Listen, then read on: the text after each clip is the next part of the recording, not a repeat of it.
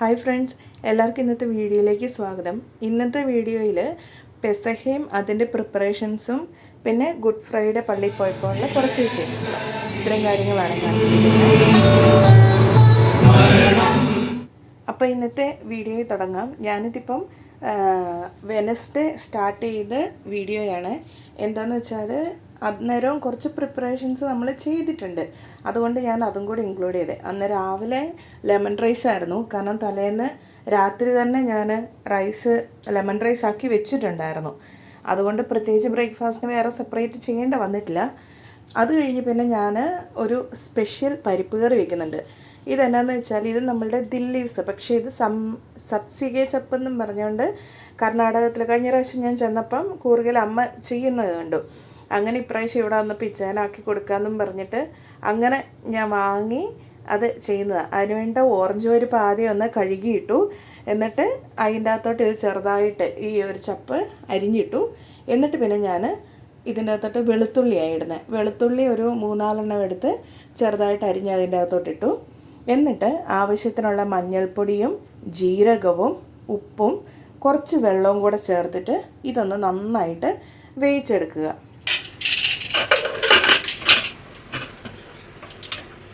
പിന്നെ അതിൻ്റെ ഒപ്പം ഞാനൊരു ചമ്മന്തിയാണ് ചെയ്യുന്നത്. ആ ചമ്മന്തിക്ക് വേണ്ടിയിട്ട് ഞാനിപ്പോൾ കുറച്ച് തേങ്ങയും പച്ചമുളകും കുറച്ച് കറിവേപ്പിലയും ഇഞ്ചി ഇട്ടിട്ടുണ്ട്. ഇഞ്ചി ഒരു ചെറിയ കഷ്ണം ഇട്ടിട്ടുള്ളൂ. പിന്നെ സവോള ചേർത്ത് കൊടുത്തു. സവോളയും ഒത്തിരി വേണ്ട, കുറച്ച് മാത്രം മതി.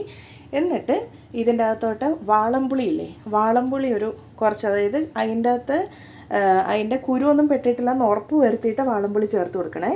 എന്നിട്ട് ഇതെല്ലാം കൂടെ ജസ്റ്റ് ഒന്ന് മിക്സിയിൽ ഒതുക്കി എടുത്താൽ മതി. അതായത് ഇങ്ങനെ നമ്മൾ കയ്യിൽ പിടിച്ച് കഴിയുമ്പം ഇങ്ങനെ ഉരുണ്ട് വരുന്ന പരുവത്തിൽ. എന്നിട്ട് അത് മാറ്റി വെച്ചു.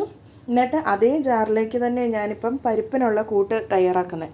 അതിൻ്റെ അകത്തോട്ട് തേങ്ങ, ജീരകം, മഞ്ഞൾപ്പൊടി, ചെറിയുള്ളി, ഇത്രയും കാര്യങ്ങൾ ചേർത്തിട്ട് ഇതിനാവശ്യത്തിനുള്ള വെള്ളവും കൂടെ ചേർത്തിടണം. ഞാനിവിടെ വെളുത്തുള്ളിയും കൂടെ ചേർക്കുന്നുണ്ട്. എന്നിട്ട് വെള്ളം കൂടെ ചേർത്ത് കൊടുത്ത് നന്നായിട്ട് അരച്ചെടുക്കുക. അന്നേരത്തേക്ക് നമ്മളുടെ പരിപ്പ് കറി റെഡിയായി. അതായത് പരിപ്പും ആ ഒരു ഇലയും കൂടെ വെച്ചത് വെന്ത് വന്നിട്ടുണ്ട്. പക്ഷേ അതിൻ്റെ അധികം വെള്ളം ഒഴിച്ച് എല്ലാം അത്യാവശ്യം വറ്റിപ്പോയിട്ടുണ്ടായിരുന്നു. സാരമില്ല, ഇനി നമ്മൾ തേങ്ങയുടെ കൂട്ടൊഴിക്കുമല്ലോ, അന്നേരം നമുക്കത് റെഡിയാക്കിയെടുക്കാം.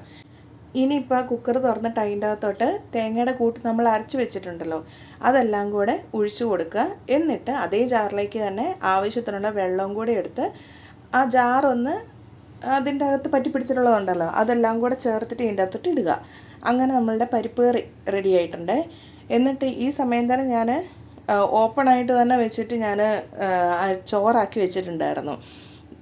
അപ്പം ചോറും കഞ്ഞിവെള്ളവും എല്ലാം കൂടെ കിട്ടും. അതേസമയം നമ്മൾ കുക്കറിൽ വെക്കുന്നതെങ്കിൽ ആ വെള്ളം അങ്ങ് വറ്റിപ്പോവും, അങ്ങനെ കഞ്ഞിവെള്ളമായിട്ട് കിട്ടുമല്ലോ. അതുകൊണ്ട് ഇങ്ങനെ ചെയ്തേ.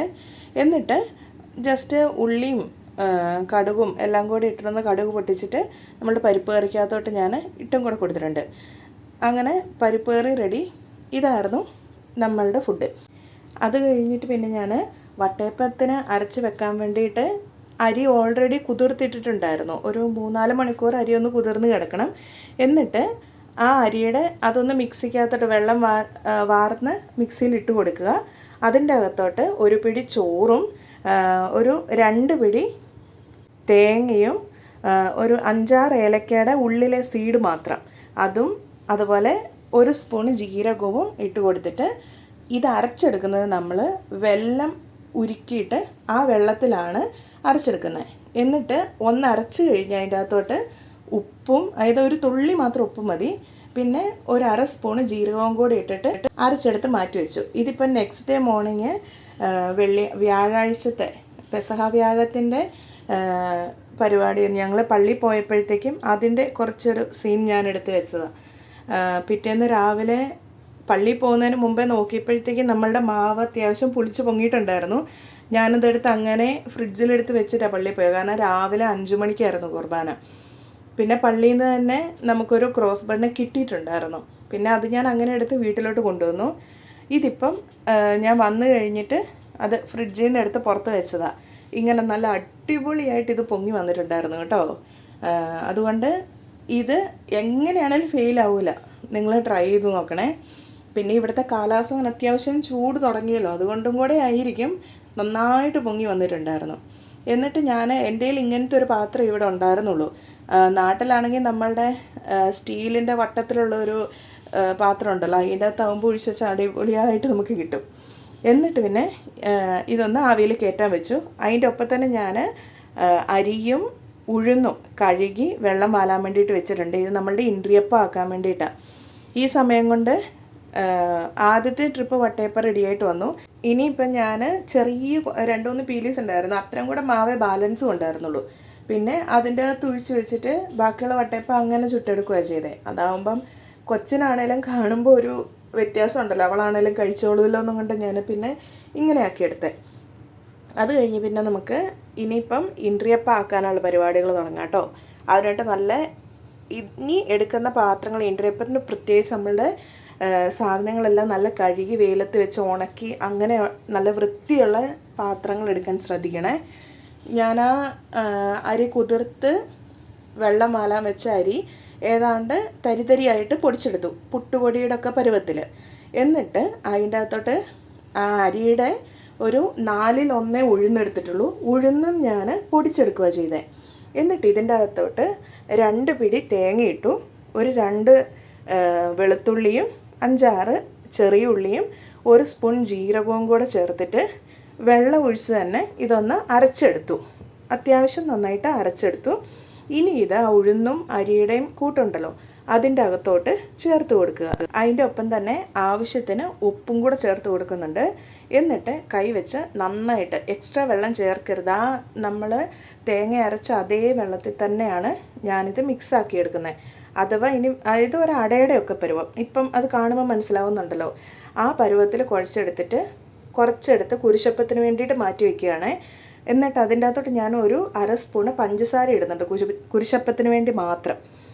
പിന്നെ കുരിശപ്പം എപ്പോഴും എല്ലാവർക്കും ഉണ്ടാക്കാൻ കഴിയില്ല. നമ്മളുടെ അടുത്ത ബന്ധുക്കൾ ആരെങ്കിലും മരണപ്പെട്ടിട്ടുണ്ടെന്നാണെങ്കിൽ നമുക്ക് കുരിശപ്പം ഉണ്ടാക്കാൻ പറ്റത്തില്ല. അങ്ങനെ കഴിഞ്ഞ കൊല്ലം ഞങ്ങൾക്ക് ഉണ്ടാക്കത്തില്ലായിരുന്നു, അതുകൊണ്ടാണ് കഴിഞ്ഞ കൊല്ലത്തെ വീഡിയോയ്ക്കകത്ത് കുരിശപ്പം ഇല്ലാത്തത്. എന്നിട്ടിത് ഒരു എപ്പോഴും തൂശനില എടുക്കാൻ വേണ്ടിയിട്ട് ശ്രദ്ധിക്കുക.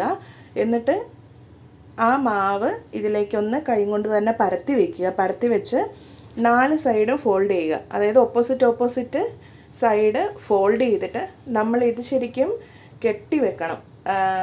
കെട്ടി വെക്കുന്നത് എങ്ങനെയാണെന്ന് വെച്ചാൽ വാഴയുടെ തന്നെ നാരുണ്ടാവുമല്ലോ, അത് വെച്ചിട്ടോ അല്ലെങ്കിൽ ഇനിയിപ്പം നൂല് വെച്ചിട്ട് കെട്ടിയാലും കുഴപ്പമൊന്നുമില്ല. പക്ഷേ ഇത് കെട്ടി വെക്കണം എന്നാണ് നമ്മളൊക്കെ, ഇത് എൻ്റെ വീട്ടിലൊക്കെ ഞാൻ കണ്ടിട്ടുള്ളത്. അല്ലാണ്ട് എല്ലായിടത്തും എങ്ങനെയാണെന്ന് എനിക്ക് അറിയത്തില്ല കേട്ടോ.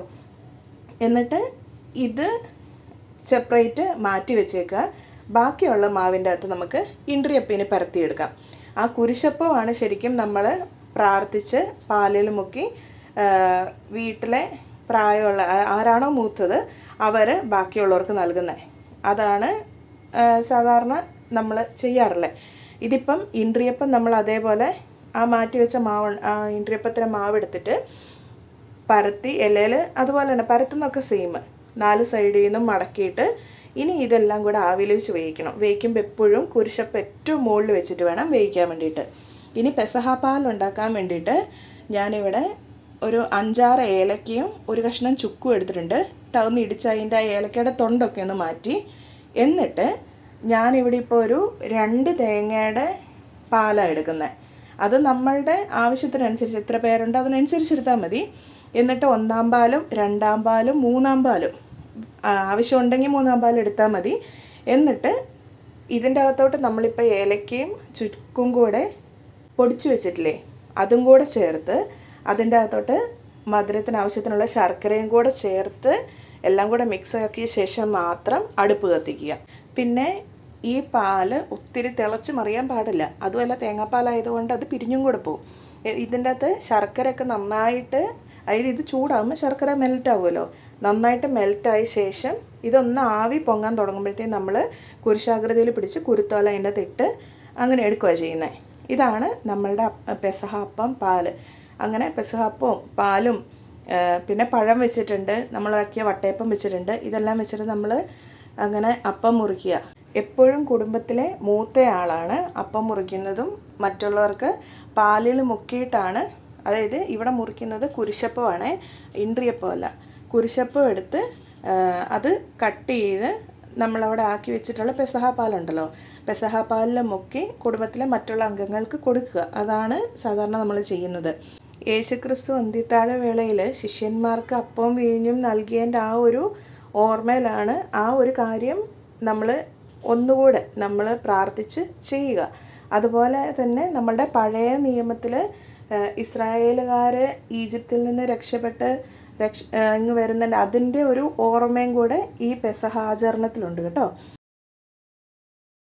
പിന്നെ ദുഃഖവെള്ളിയാഴ്ച രാവിലെ പള്ളിയിൽ കുർബാന 5 മണിക്കായിരുന്നു. അതുകൊണ്ട് രാവിലെ തന്നെ ഉറക്കത്തിലൊക്കെ സിയാനെ എടുത്തു കൊണ്ടുപോയി നമ്മൾ പള്ളിയിൽ കുർബാനയ്ക്ക് വേണ്ടിയിട്ട് പോയി. അവിടെ കുർബാന കഴിഞ്ഞിട്ട് കുരിശിൻ്റെ വഴിയും കുരിശുമുത്തലൊക്കെ ഉണ്ടായിരുന്നു.